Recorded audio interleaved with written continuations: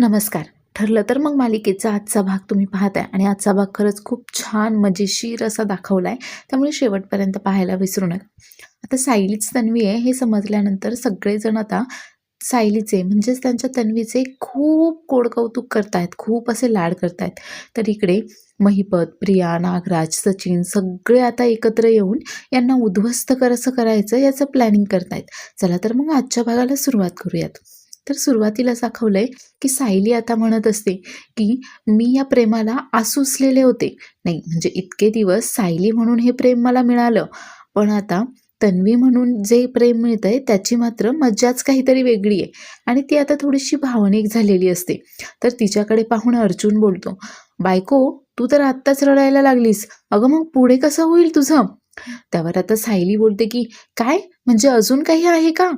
आणि आता अर्जुन लगेच बोलतो 1, 2, 3 आणि लगेच आता अस्मिता, चैतन्य, अश्विन, अर्जुन सगळे येऊन आता त्यांचे थंड हात आता सायलीच्या गालाला लावतात. त्यामुळे आता सायली थोडीशी चिडूनच जाते त्यांच्यावर. तर अस्मिता तिला बोलते, तन्वी तुला आठवतं का? अगं तू लहान असताना आम्ही असेच आईस्क्रीमचे थंड हात तुझ्या गालाला लावायचो आणि तू केवढी चिडायचीस बरं आमच्यावर. त्यावर सायली बोलते, आठवतंय ना, चांगलंच आठवतंय मला. आणि त्यानंतर परत एकदा आता अर्जुन, चैतन्य, अश्विन आणि अस्मिता येऊन सगळ्याच्या सगळ्या आता सायलीला बळजबरी आईस्क्रीम भरवत असतात. आता यामुळे मात्र खरं तर ते सायलीची मस्करी करत असतात, पण यामुळे सायली मात्र जाम चिडलेली असते त्यांच्यावर. तर इकडे सचिन आता त्या लेडी कॉन्स्टेबलला भेटतो.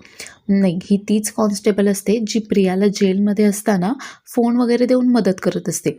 आणि आता सचिन तिला सांगतो की तुम्हाला दर महिन्याला असे पैसे मिळत राहतील, फक्त प्रियाला तुम्ही जी काही मदत करताय ना ती अशीच मदत करत राहा म्हणून.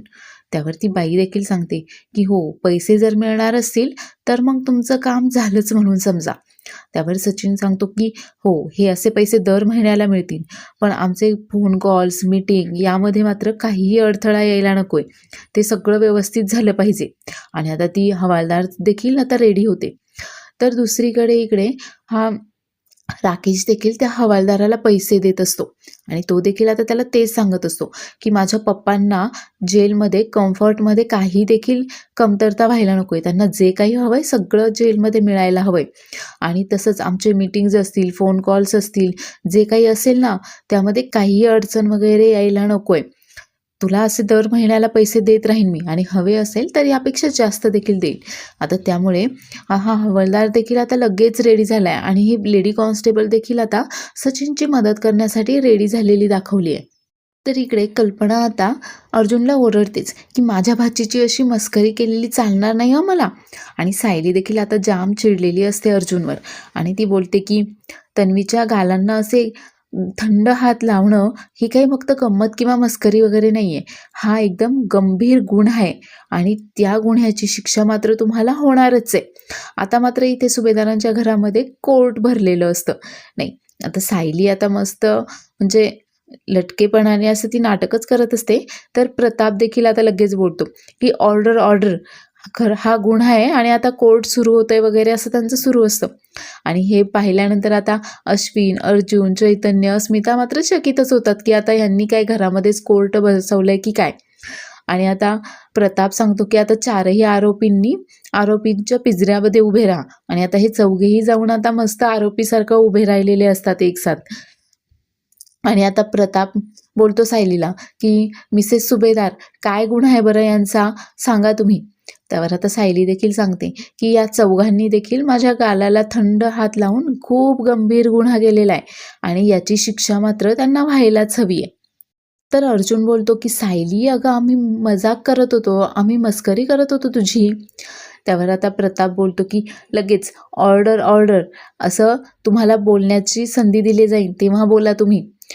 तर सायली मात्र अगदी कॉन्फिडेंटली आता सांगते की माझ्या बाजूने 2 साक्षीदार आहेत, प्रतिमा किल्लेदार आणि कल्पना सुभेदार, या माझ्या बाजूने साक्ष देतील.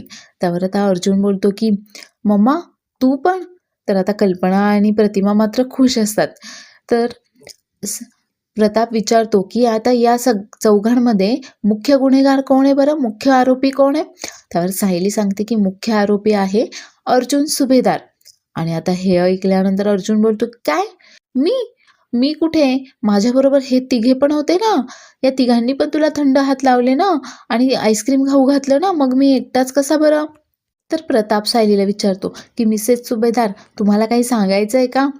त्यावर आता सायली सांगते की हो मिलॉर्ड, हे ना नेहमी असंच करतात, नेहमी असाच त्रास देत असतात मला, ते काही नाही, यांना शिक्षा मात्र व्हायलाच हवी आहे आता. आणि त्यावर आता विमल देखील बोलते की हो, मी सांगते ना, अर्जुन दादानं सायलीताईंना नेहमी असाच त्रास देत असतात. आता विमल असं बोलल्यानंतर अश्विन लगेच बोलतो, विमलताई, हे काय, तुम्ही पण सामील झालात त्यांना? अहो, तुम्ही साक्षीदार नाही आहात, तुम्ही विसरला का? तुम्ही आईस्क्रीम खा, आईस्क्रीम खा. आता अर्जुन पण बोलतो की विमलताई, तुम्ही आईस्क्रीम खा हां. त्यावर सायली बोलते की कोण कोण साक्षीदार आहे ना, हे ठरवण्याचा अधिकार मला आहे, तुम्हाला नाही काही. तर प्रतिमा आता कल्पनाला बोलते की कल्पना, पाहिलंस का, माझ्या लेकीने सगळ्यांच्या चेहऱ्यावर आणि या घरामध्ये परत एकदा हसू आणलंय. तर इकडे आता हे महिपत बाबा आणि हे महिपत बाबाचे अनुयायी आता त्या महिपत बाबाचा जयघोष करतच इथे पोलीस स्टेशनला आलेले असतात नागराजला भेटण्यासाठी. आणि ते जेलर साहेब येताच आता ते महिपतला विचारतात की हे काय, तू तर एकदम महिपत बाबा झालायस? त्यावर महिपत बोलतो की हो, तुम्ही जे काही मला जेलमध्ये 4 चांगल्या गोष्टी शिकवल्या आहेत ना, त्याच मार्गाने मी आता जायचं ठरवलंय आणि जगाचं कल्याण वगैरे करायचं ठरवलंय, असं बरंच काहीतरी तो आता बोलत असतो. त्यावर ते जेलर विचारतात की पण आज इकडं कसं येणं केलं? त्यावर आता महिपत सांगतो की माझा इथे मित्र आहे ना, आणि तुमच्या उपदेशाने माझं जसं चांगलं झालं तसं त्याचं देखील चांगलं व्हावं, त्याला देखील सुख प्राप्त व्हावं वगैरे, असं मला वाटतं, आणि म्हणूनच मी नागराज बंधूंना इथे भेटायला आलोय. त्यावरती जेलर सांगतात की हो, पण भेटण्यासाठी परवानगी घ्यावी लागते. तर आता राकेशने आधीच परवानगी घेऊन आलेला असतो. तर इकडे सुभेदारांच्या घरामध्ये आता कोर्ट भरलंय आणि आता काही झालं का प्रताप आपला फक्त ऑर्डर ऑर्डर एवढंच बोलते. आणि आता त्याने असं बोलल्यानंतर अर्जुन त्याची मस्करी करत बोलतो की डॅड, तुम्ही काय फक्त ऑर्डर ऑर्डर एवढंच बोलतायत का? त्यावर प्रताप बोलतो की मी काही तुझा डॅड नाही आहे, मी जज आहे इथे, समजलं ना? ऑर्डर ऑर्डर, तू परत एकदा आता ऑर्डर ऑर्डर बोलतो. आणि आता त्याने ऑर्डर बोलल्यानंतर ना आता सगळेजण हसत असतात. त्यावर अर्जुन बोलतो की मला ना आता माझी बाजू मांडायची आहे, मला माझी बाजू देखील मांडता यायला हवी ना. त्यावर आता त्याला परमिशन ग्रँटेड करतो हा प्रताप आणि आता अर्जुन पुढे बोलत असतो. अर्जुन सांगतो की मी काही एकटा नव्हतो, माझ्यासोबत हे तिघे सुद्धा होते आणि आम्ही तर फक्त गंमतच करत होतो तिची. तर इकडे आता सचिन प्रियाला भेटायला गेलेला असतो आणि हा महिपत नागराजला भेटायला गेलेला असतो. तर सचिन प्रियाला सांगतो की आपल्याला आता नागराज अंकल आणि महिपत सोबत म्हणजेच अण्णांसोबत आता मीटिंग करायची आणि ती लेडी कॉन्स्टेबल तिथेच असते. सचिन आता तिच्याकडे फोन मागतो आणि फोनवरनं तो आता महिपतला फोन करतो आणि आता या दोघांचं त्यांच्यासोबत तिकडे बोलणं होणार असतं. तर आता या लेडी कॉन्स्टेबलने काही ऐकू नये म्हणून मग प्रिया तिला सांगते की ताई, तू तिकडे लक्ष ठेव ना, नाही म्हणजे जेलर मॅडम वगैरे आल्या तर प्रॉब्लेम होईल ना, त्यापेक्षा तू तिकडे लक्ष ठेव. तर सेम आता इकडे नागराज, राकेश आणि महिपत असतात. आता सचिन त्यांना कॉल करतो, तर इकडे राकेश देखील त्या हवालदाराला लक्ष ठेवण्यासाठी सांगतो. तर सचिन बोलतो की तुम्ही सगळेजण जेव्हा एकत्र होतात तेव्हा 3.5 वर्ष तुम्ही सुभेदारांच्या अगदी टाकी 9 आणले होते, बरोबर ना? पण तुमच्या लक्षात येते का हे सगळं काय झालं होतं? कारण तेव्हा तुम्ही तिघेही एकत्र होतात, तुम्ही टीम होती तुमची, म्हणून हे सगळं काही पॉसिबल झालं.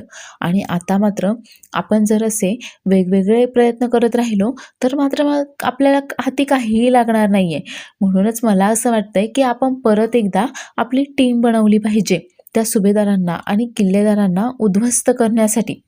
त्यावर आता नागराज बोलतो की माझा काही त्या प्रियावर अजिबातही विश्वास नाही आहे. त्यावर प्रिया बोलते की मग तुम्हाला कोण म्हटलं की माझा तुमच्यावर खूप विश्वास आहे म्हणून? तर इकडे आता हे कोर्ट्स की मी आता तुमची सगळ्यांची उलट तपासणी घेणार आहे. त्यावर आता चैतन्य बोलतो काय? नाही म्हणजे इथे कोण उलट तपासणी घेणार आहे? त्यावर आता कल्पना बोलते की मी घेणार आहे तुमची सगळ्यांची उलट तपासणी. त्यावर चैतन्य बोलतो की अरे बापरे, म्हणजे सुभेदारांच्या कोर्टामध्ये काहीही होऊ शकतं, इथे साक्षीदारच आरोपीची उलट तपासणी घेतोय तर असो. त्यावर आता कल्पना मात्र या सगळ्यांची उलट तपासणी घेत असते आणि विचारते की चौघांमध्ये हा प्लॅन नक्की कोणाचा होता. आणि हे तिघेही आता जोरात अर्जुनकडे बोट करत ओरडतात की अर्जुन सुभेदारचा. त्यावर अर्जुन थोडा चिडूनच बोलतो, हे काय, माझ्यासोबत तुम्ही तिघे देखील होतातच ना. त्यावर सायली बोलते की याबद्दल तुम्हाला शिक्षा तर झालीच पाहिजे. त्यावर प्रतिमा देखील बोलते की हो ना, तुम्हाला शिक्षा तर व्हायलाच हवी आहे याबद्दल. तर इकडे प्रिया मात्र जाम चिडलेली असते नागराजवर आणि बोलते की तुम्ही त्या अर्जुन आणि सायलीला मयसभेचं जे काही कोडं घातलं ना, त्यावरनं ते माझ्यापर्यंत येऊन पोहोचले आणि त्यांना समजलं की मी खरी तन्वी नाहीये म्हणून. नाहीतर मात्र मी खरी तन्वी म्हणून तिथे रुबाब करत होते. फक्त तुमच्यामुळे मी इथे जेलमध्ये आली आहे, समजलं ना. त्यावर आता आणि तुम्हीच त्या सदा आणि मैनाला माझ्या घरी पाठवलं होतं ना माझ्या डोक्यावर बसायला, म्हणून हे सगळं काही झालंय.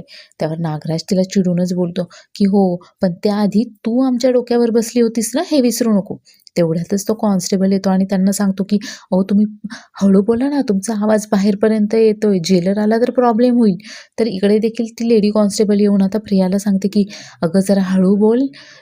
त्यावर आता प्रिया थोडी तिच्यावर चिडते. त्यावर ती बाई बोलते की पैसे दिले म्हणजे काही तुम्ही मला विकत नाही घेतलंय, हळू बोल जरा, मी लक्ष ठेवते. 5 मिनिटामध्ये जेलर मॅडम येतील इथे, तोपर्यंत काय ते तुमचं बोलणं उरकून घ्या.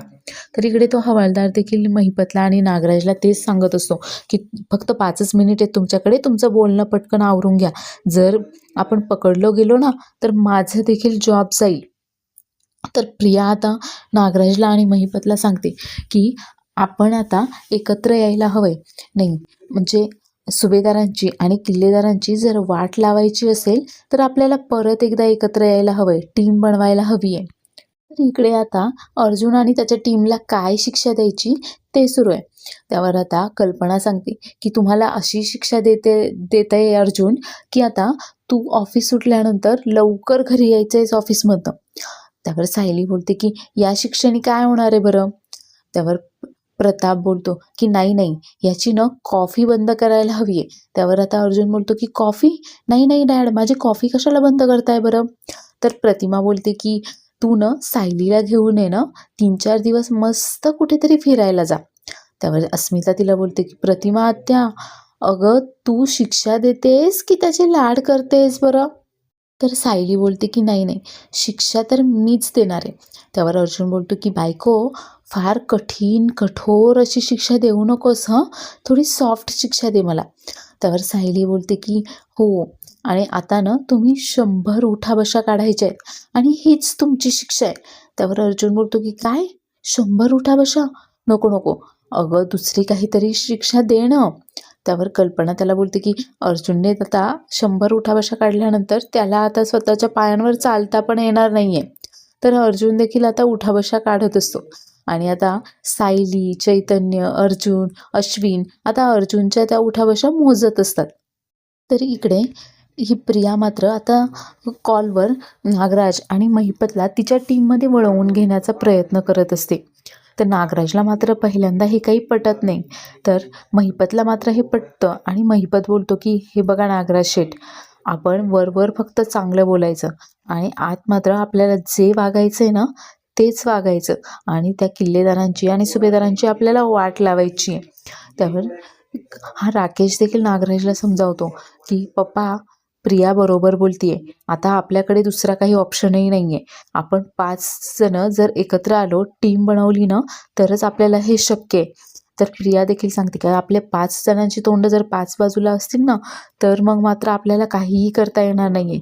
ते सायली आणि अर्जुन मात्र कायम आनंदात राहतील आणि आपण मात्र इथे जेलमध्ये सडत बसू. तर नागराजला देखील ते पटतं आणि नागराज बोलतो की मला देखील तुझं म्हणणं पटतंय, ठीक आहे, मी तयार आहे. तर इकडे सायली आणि अर्जुन आता त्यांच्या खोलीमध्ये आलेले असतात. आता उठाबशा काढल्यामुळे अर्जुनचं मात्र चांगलाच आता जीव गेलेला असतो. तर सायली मात्र खूप खुश असते, तिला जी काही आता प्रिन्सेस ट्रीटमेंट मिळत असते त्यामुळे. त्यावर अर्जुन बोलतो की तू खुश आहेस ना, मग ठीक आहे. अगं पण तू मला 100 उठाबशा काढायला लावल्यात आणि तुझ्यामुळे ना आता माझ्याकडे ना कोणीही लक्ष देत नाही आहे अर्जुनकडे. नाही, आता सगळे तन्वीकडेच लक्ष देत आहेत आणि सगळे माझ्यावर हसत होते उठाबशा काढताना. तो थोडासा आता रुसून बसतो आणि सायलीला बोलतो की आता कट्टी, आता काही मी तुझ्यासोबत बोलत नाही आहे. त्यावर सायली आत बोलते की माझ्या अर्जुनचा रुसवा कसा काढायचा ना ते मला चांगलंच माहिती आहे, आणि ती अर्जुनला गुदगुल्या करून आता त्याचा रुसवा काढत असते. तर इकडे प्रिया बोलते की मला त्या सायलीला उद्ध्वस्त करायचे नाही. तन्वी म्हणून माझा जो काही मान वगैरे होता ना, माझी सगळी प्रॉपर्टी मला मिळणार होती तन्वी म्हणून, हे सगळं सुख सायलीने माझ्यापासून हिरावून घेतलंय. त्यामुळे मला माझा तो मान, ती सगळी प्रॉपर्टी मला परत हवी आहे. त्यामुळे त्या सायलीला मला उद्ध्वस्त करायचं आहे. तर आता महिपत बोलतो की माझ्या पोरीची आयुष्य ना या सायली आणि अर्जुन दोघांमुळे उद्ध्वस्त झाले, त्यामुळे मी काही त्यांना सोडत नसतो. आता इथे प्रत्येकजण त्यांना काय बदला घ्यायचा आहे सुभेदारांविरुद्ध, किल्लेदारांविरुद्ध ते सांगत असतो. तर नागराज बोलतो की मला दादाची सगळी प्रॉपर्टी हवी आहे. इतके दिवस त्याने मला त्याच्या प्रॉपर्टीपासून लांब ठेवलं आहे, पण सगळी प्रॉपर्टी मला हवी आहे त्याची. तर सचिन बोलतो की मला त्या अस्मिताला रडवायचे, आणि जेव्हा हे सगळे सुभेदार रडत असतील ना तेव्हा तिला आपोआपच त्रास होणार आहे. आणि आता सगळेजण मिळून म्हणजे त्यांना नक्की काय सूड उगवायचं आहे या सुभेदारांविरुद्ध, किल्लेदारांविरुद्ध, त्याचं डिस्कशन सुरू असतं.